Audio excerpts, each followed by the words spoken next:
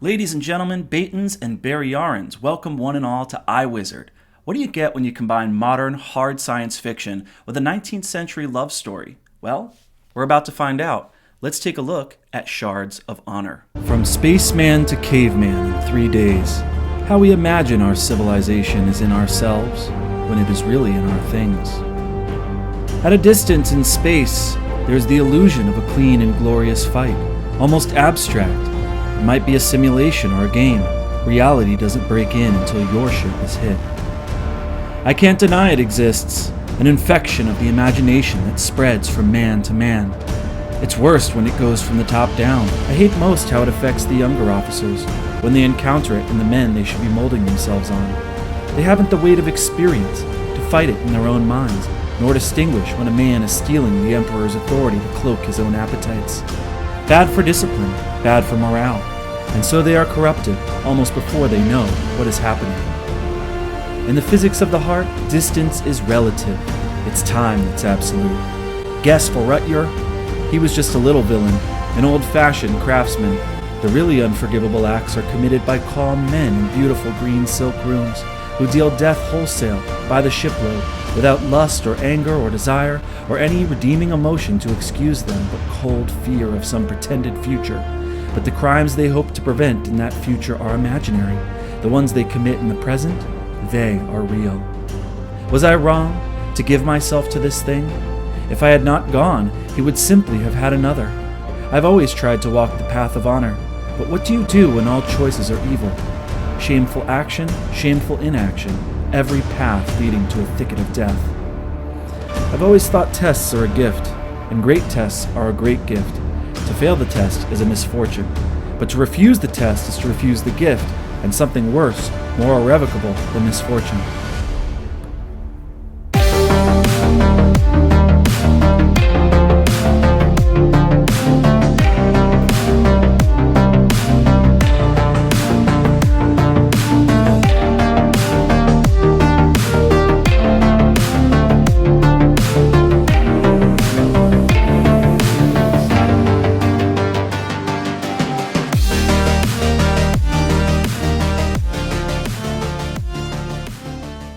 Alright folks, Jordan here. So today we're going to be talking about Shards of Honor, Book 1 of the Vorkosigan Saga by Lois McMaster Bujold. This book was published in 1986, and I have to tell you right off the bat here, this is an amazing book. Here is the first cloth edition. You can see that up there. And the later Bane edition. And I'm holding the newest Bane edition. Now again, as with all of my other reviews, this is going to be what I like to call a mostly non-spoiler review. I like to give a little bit more than most non-spoiler reviews give, but I promise I won't spoil anything that will ruin your enjoyment of the story. Okay, so why don't we start our review with some background. This book is a space opera hard sci-fi romance, but it's the first in a very long series. There are something like 21 books, and several of them have won Hugo Awards for Best Novel of the Year. This was, again, back when the Hugo Awards really meant something. They were really a marker of quality. Bujold was nominated for her first Hugo Award in 1989 for Falling Free, a novel that takes place 200 years before the birth of Miles Vorkosigan, the protagonist of much of the Vorkosigan series, apparently, though he hasn't even been born yet in this novel. Lois won her first Hugo Award in 1991 for the sixth book in the series, which is titled The Vor Game. You can see that cover there. Then the very next year, in 1992, she won the Hugo Award again and the Locus Award for Baryar, the seventh book in the series, which is a book that many people say is the best book in the entire series, really a classic at this point. Then she won another Hugo Award in 1995 for Mirror Dance, which is another book in the series, and that one also won the Locus Sci-Fi Award. Bujold was nominated for another 3 Hugo Awards before winning another one in 2004 for a fantasy novel that she wrote called Paladin of Souls. This is the second book in a fantasy series that she wrote, and I've never heard of this before. It's kind of amazing that Lois McMaster Bujold has written all these amazing books that have been nominated and have won all of these awards, and many of them aren't really talked about as much today. And so, as I said, with this channel, I want to review books that other content creators aren't talking about as much, but that are really high quality sci-fi and fantasy. And by the way, these are still in print at Baen. Since that fantasy Hugo Award that she won, she's been nominated for 2 more Hugo Awards. And I find that book reviewers, booktubers aren't talking about Lois McMaster Bujold a lot. And I believe she's still writing.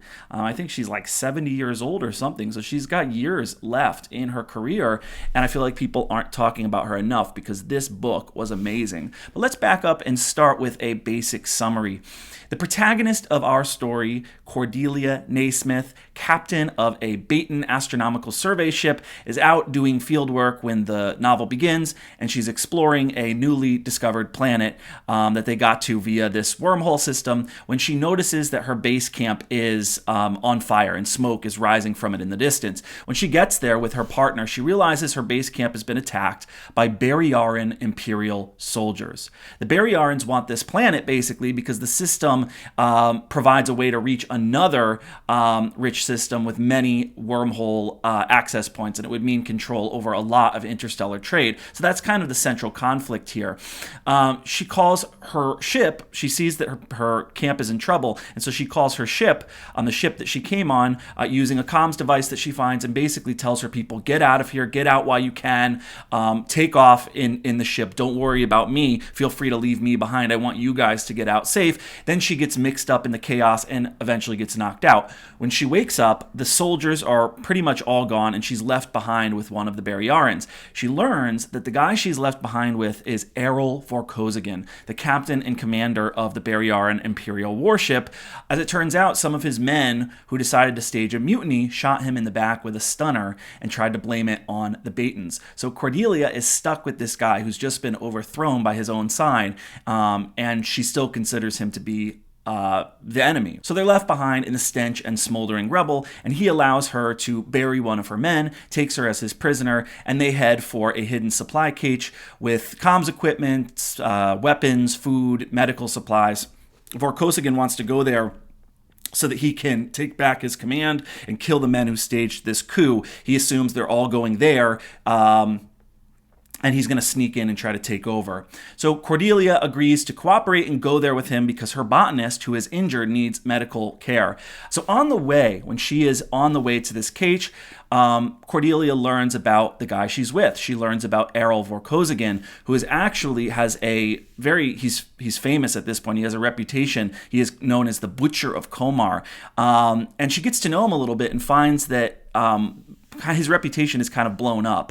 She learns that his mother is half Baton, like her, and slowly over the course of their travels, as you might have predicted, they get to know one another. She finds him instantly attractive and tries her hardest not to fall for him because she's not supposed to fall for the enemy. He, on the other hand, likes the fact that Cordelia is professional and competent and driven while also being very womanly. In fact, he actually says, quote, "You're not what I expected a female officer to be." He says that about halfway through their journey, and she basically says, well, what did you expect? And he says, quote, "You're as professional as any officer I've ever served with without once trying to be an imitation man." Wow. From a different time period there, spicy. From Lois McMaster Bujold there. So as the two get to know one another, they realize that they have a lot in common, and they start to discuss their perceptions of each other's cultures, which this, I think, is where the book starts to get really interesting.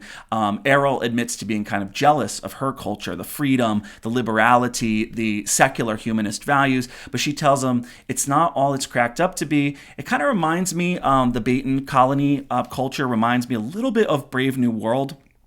There's freedom and civil liberties and sexual freedom, but no rules, not enough order.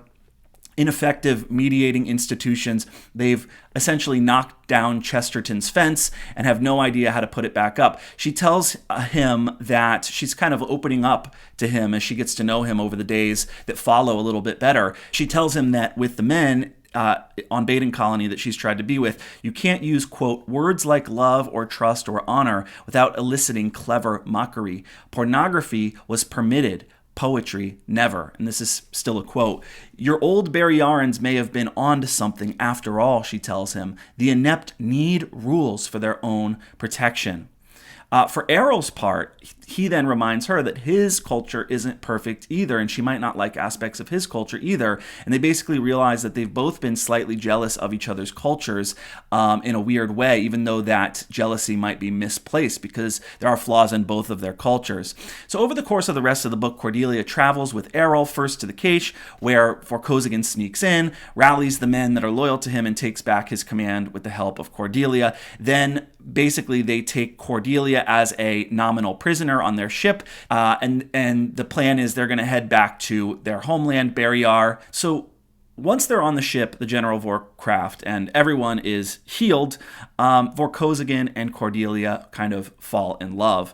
There's a lot more to say here, but much of it would be spoiling the plot. Let's just say, because you kind of know this from the back of the book, they do fall in love, but it turns out that their homeworlds, their governments, are looking like they're about to go to war against each other. So you've got something like a star-crossed lovers archetype there. And I won't spoil anything else because, as it is, what I've told you is probably 70 pages into the book. All I will say is that there is a series of dramas and separations and action scenes that follow, and things get really complicated and interesting. Okay, so that should give you the basic gist of the plot. Let's talk about what I liked and what I didn't. The politics and the backroom scheming in this book were skillfully executed and really intelligently sort of seamlessly weaved into the story. Nothing ever felt forced.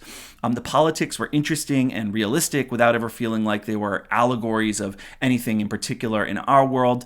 The Baryarans, with their creepy-looking Emperor Azar Vorbara and his grandson Prince Gregor Vorbara, and the palaces and just kind of the structure of the Baryaran politics, it all reminded me a little bit of kind of a cross, oddly enough, between the Atreides house and the Harkonnen house. I know that seems like a strange combination, but there's a little bit of evil in Barrayar, and there's also a little bit of good in Barrayar, and so I'm really excited to see how that plays out in later books in the series. Another thing that I found truly compelling was the conflict of loyalties that Cordelia experiences as she realizes in some cases that she has to choose between being loyal to her side, to Baden Colony, and the man that she's coming to realize she loves. And the same goes for Vorkosigan. And the answer in these cases isn't always easy. There's no one right answer sometimes. There are times when Vorkosigan does shady things to help out his government, like giving Cordelia a drug when she's sleeping to get her to speak in her sleep and reveal Baton's secrets. And then there are times when Cordelia is being officially kept prisoner by Errol, while Errol and the Baryarans are fighting her people. And all she can do is hope that she doesn't die, right? What do you do in a situation like this? If you're Cordelia, she can't root for her own side in a battle because her own side winning might mean her own death. She can't root for his side because that would mean the defeat of her own people, right? And that even gives Vorkosigan an excuse to kind of unethically get her to talk in her sleep, because he can always make the excuse that, well, I needed these secrets so I could escape danger and save you, and that sort of thing. So all of that was really fascinating. And I'll tell you, you spend pretty much the whole book wondering, once they fall in love, who is going to go over to whose side? Will Cordelia become a Baryaran? Will Errol become a Baton? So brilliant stuff there. Excellent usage of the star-crossed lovers archetype in a very different way than something like, say, Romeo and Juliet, where you have that star-crossed lovers archetype. Another thing that Bujold does well is the scientific realism. This book was written in 1986, and yet I never felt once like it was outdated. This is really an example of just classic science fiction done the right way, where it's timeless. In books like Foundation by Asimov, all of human history is being stored on microfilm, and the computers are like these giant, boxy 1950s machines. By the way, I'm not knocking Foundation. Asimov is a genius, in my opinion, and that series is a masterpiece. I'm just saying that in 500 years, I think this book will still hold up. I'm convinced of it. It's one of those things where Bujold never gets too specific with the way that every little piece of technology works, but it still feels plausible and very real. And you have some pretty sweet technologies, by the way, when it comes to things in this book like uterine replicators and artificial wombs and brain implants. And there are some really cool weapons. And again, that psychological realism and all that stuff. So it felt really real, even down to things like the way that it feels to be on a spaceship in the middle of a battle. In many sci-fi novels, the main characters are on a ship in the middle of a battle, and it's really nothing more than what it would feel like to be on a cruise liner dealing with just choppy waters, or on an airplane in the middle of some turbulence. In Shards of Honor, on the other hand, you really feel it during a battle. Cordelia breaks her arm, in fact, slamming into the walls and into the ceiling. It's really quite jarring to be in a battle in this book, especially when you're a prisoner like Cordelia and you're not really strapped in the same way that people on the bridge are, say. Another thing I liked, there were some really creepy bad guys on the Beriaran side, like Radnov and Vorutyer. Actually, Vorutyer is creepy as hell. He's rather like Martin Vanger from Girl with the Dragon Tattoo. So there were really some creepy bad guys, and you could really feel it like a pit in your stomach when Cordelia was trapped with one of them. And so that was interesting. Some really creepy scenes in that book. And if you haven't read this yet, you'll see what I mean when you get about halfway through. What I didn't like, there really isn't much, to be honest with you. I thought that this book was absolutely terrific. There were a couple of things, though, that I thought were lacking. At times, the plot seemed to lack direction, seemed to meander a bit, and the narrative from time to time was slow. There's probably a stretch of like 65 pages, around the 2/3 of the way through mark, that is quite slow and seemingly directionless. I will say it all does come back together for a really satisfying ending, but for a while there, you're wondering, where's this all going? Another thing, as good as the ending was, and it really was good, it was actually rushed. And though I rarely say this about fantasy and sci-fi novels, it could have actually been expanded about another 20 pages or so. I suppose that's better than the reverse, where there are so many books, especially with the sci-fi and fantasy genres, that I think could be cut in half, right? Or cut in a third. But this actually felt rushed toward the end. I don't know if Bujold was on some imminent deadline, but I felt like she was speeding things along at an unnecessarily brisk pace right there at the end, just when, in my humble opinion, she should have been giving probably more detail and moving the plot at a steadier pace. Now, keep in mind, I'm not talking about the final chapter, which is called Aftermaths, but rather the ending that follows Cordelia and Errol as you find out what happens to them. The very last chapter, Aftermaths, was weird as hell and absolutely amazing. Seriously, I can't go into why it's weird as hell because that would be a bit of a spoiler, but it's both weird and amazing. As I was reading it, I said to myself, this doesn't feel rushed at all. So why did the ending feel rushed? Whereas this last lone chapter reads like an isolated, well-crafted short story. And so I looked into it, and it turns out that the very last chapter, Aftermaths, actually was a short story that Bain actually decided to include as a kind of epilogue at the end of this book. And so that was so good, really satisfying, and actually improved the ending for me. So I thought Bain made a good choice there. So basically, those were the only negative things, to be honest with you. Let me tell you, this woman can write. And as I finished the book, I really was conflicted. As the host of this channel, I want to move on to something else because any review I do of the latter books in this series will probably only be viewed by people who've read book 1, Shards of Honor, but I'm also totally captivated and find myself almost compulsively needing to read on to book 2. So what should I do, guys? I'm asking you here. Maybe you could let me know in the comments. Should I keep going with this series while moving on to other books as well? Let me know in the comments if you would value reviews of some of the future books in this series. Alrighty, so now let's get to my rating of this book. All right, so let's get into it, and we'll start with the story as always. So the plot here was fine. But in my opinion, this was one of the lacking areas of the book. I thought the story lacked the snappiness and the direction of many other sci-fi stories.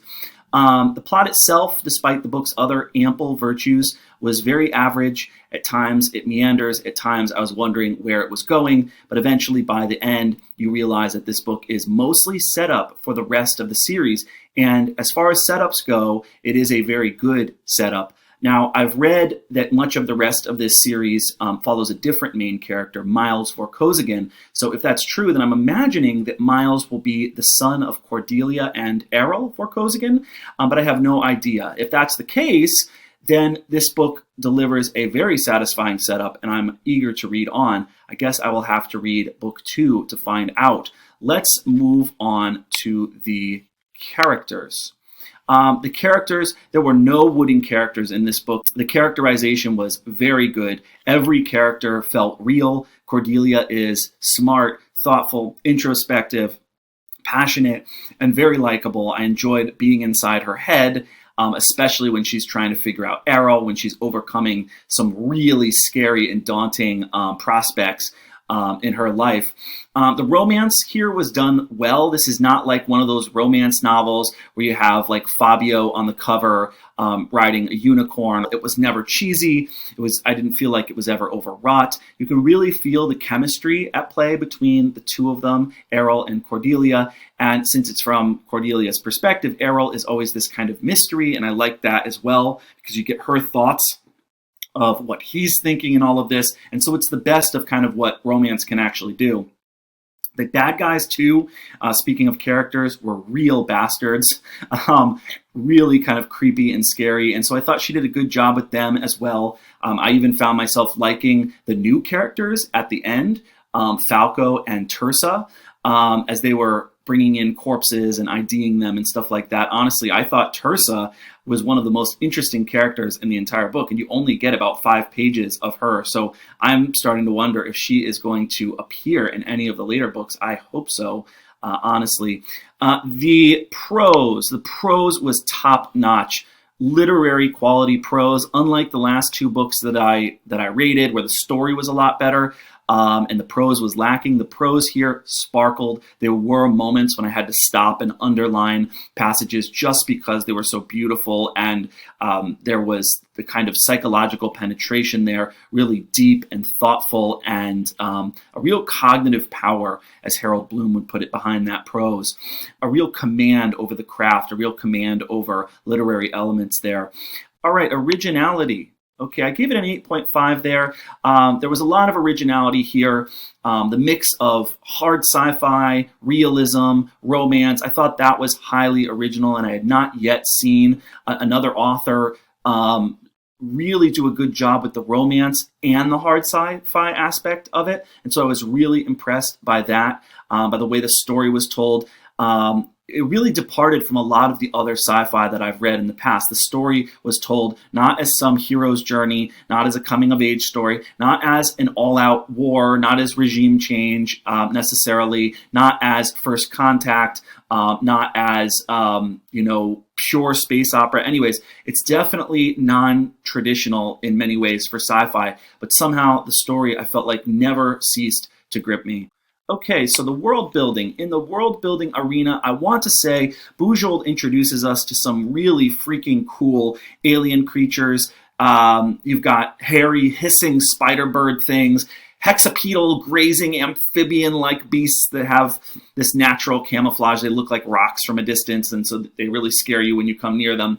And best of all, especially on that first planet, these weird gas-filled jellyfish that travel in flocks and look kind of like thick soap bubbles floating in the air. They feed on creatures like mosquitoes and turn red, blood red. Errol calls them vampire balloons, and that's what they really seem to look like. There's even an underground variety of these jellies too. So the flora and fauna was described in meticulous detail. So that was really interesting. Again, the tech was cool. The politics felt real. Actually, I probably would have preferred the politics to be even more fleshed out. There were times when I wasn't sure what was at stake in any given dispute or fight. I would have liked to have seen more of the battle over Escobar there at the end. that was kind of described at a distance, but overall the world building was very satisfying and well fleshed out, and so I gave that a 9. And that means that this book, which is not even one of the books in the series that won like a Hugo or a Nebula award, this book, Shards of Honor, for me gets an 8.5, which is an awesome debut. If the story had been a little tiny bit better, it definitely would have been up there in the 9s. This was a terrific, terrific book. I am so happy that I read this. I just ordered the first edition hardcover and the second and the third.